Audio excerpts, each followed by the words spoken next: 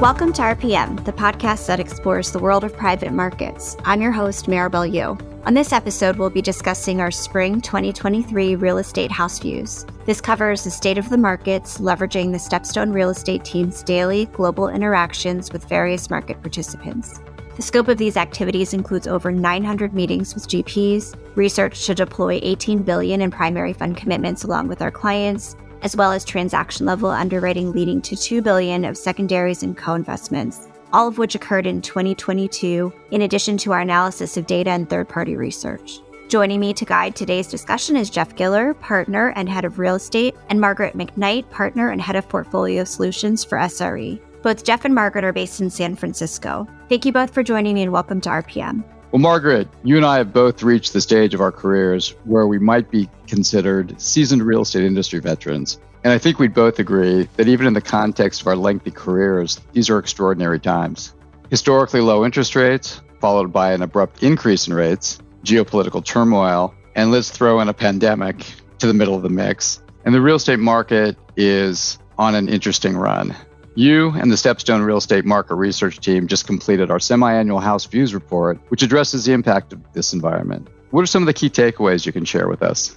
So there are three important takeaways as real estate prices are now adjusting to higher interest rates. One, more expensive, less available debt is starting to cause real challenges for levered owners. This is increasingly leading to a need for recapitalizations and distressed or motivated sales that set the stage for an excellent vintage year for the non-core and secondaries investments. Two, if you're a lender, that is a great place to be. Rates are high, spreads are wide, and you get to be very selective. And yes, some debt is penciling into equity level returns.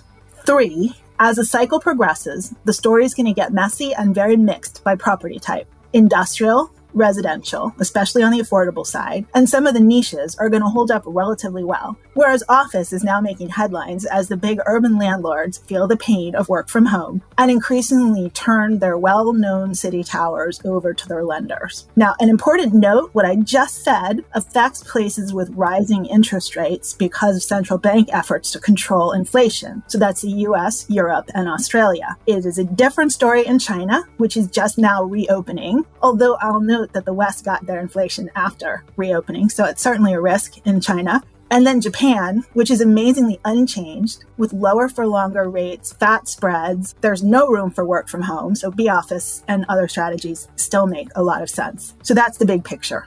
So Margaret, to recap, you think there's going to be good opportunities found in distressed debt buys or any kind of distressed buys, whether it's debt or equity, recapitalizations, also lending in the market in a higher interest rate environment. So this is all going to happen with quite a bit of noise as markets correct and adjust to higher interest rates and prices settle. We thought COVID would be hard on real estate owners, but the central banks flooded the system with liquidity to prevent that. Now is the adjustment period for all that we've been waiting for a few years.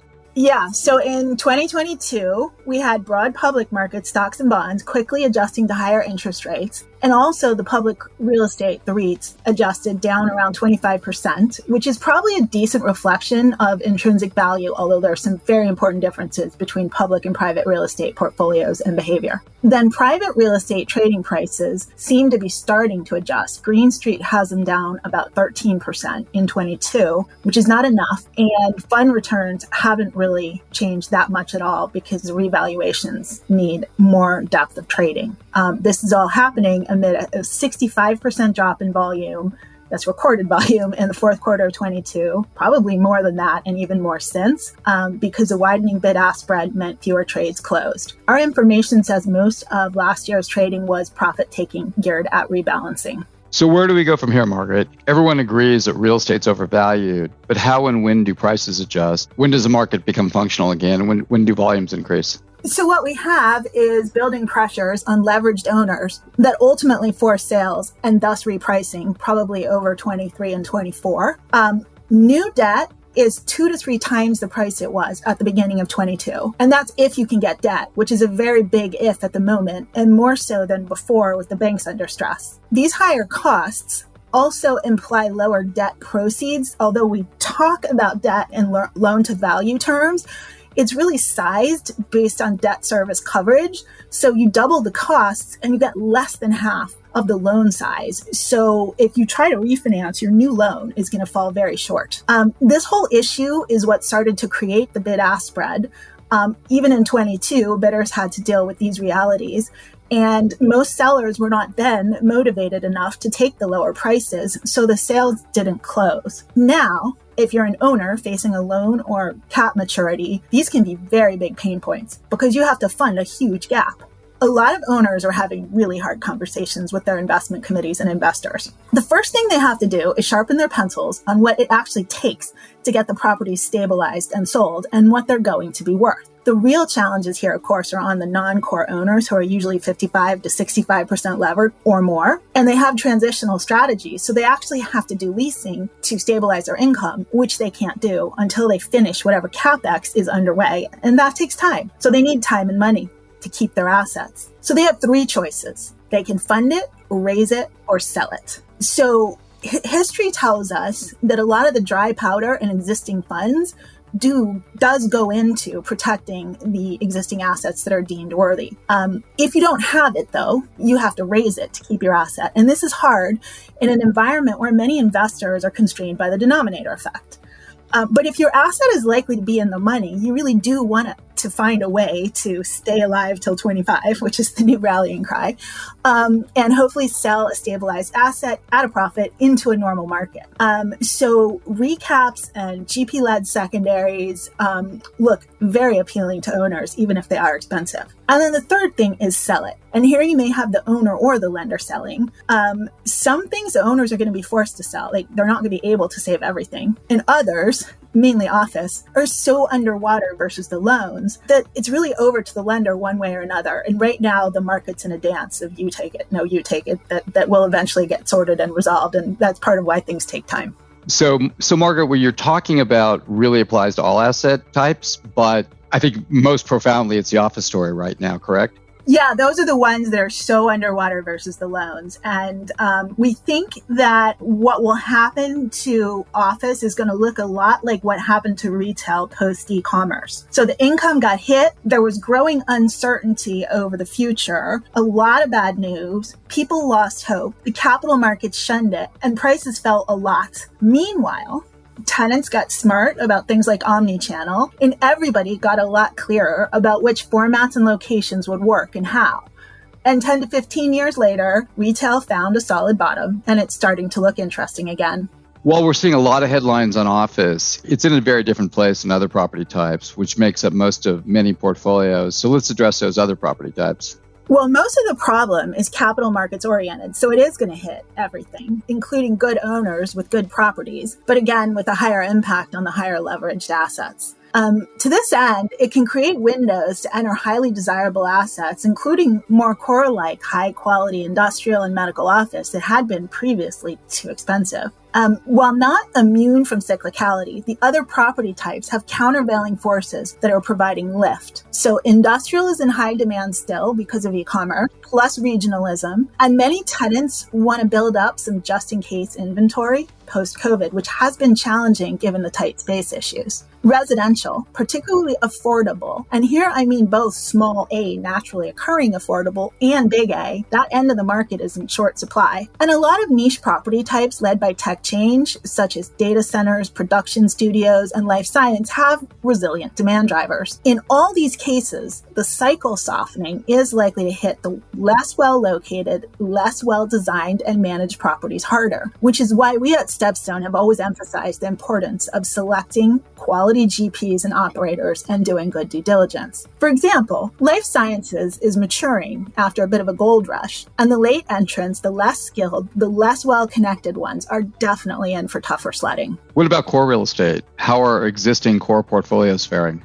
So core is sort of in limbo now, waiting for repricing. The U.S. Odyssey funds have $25 billion in outflow queue, and managing that is their big issue right now. Their leverage averages 20%, so it should be manageable. And they are working to keep dry powder for some of these interesting buying opportunities that I mentioned to take care of the folks that are not hitting exit. And by the way, that queue is mostly rebalancing. It's not investors completely exiting. They have gated, and they're projecting 4 to 6 quarters at least to work through the queues. We'll see what happens there. there.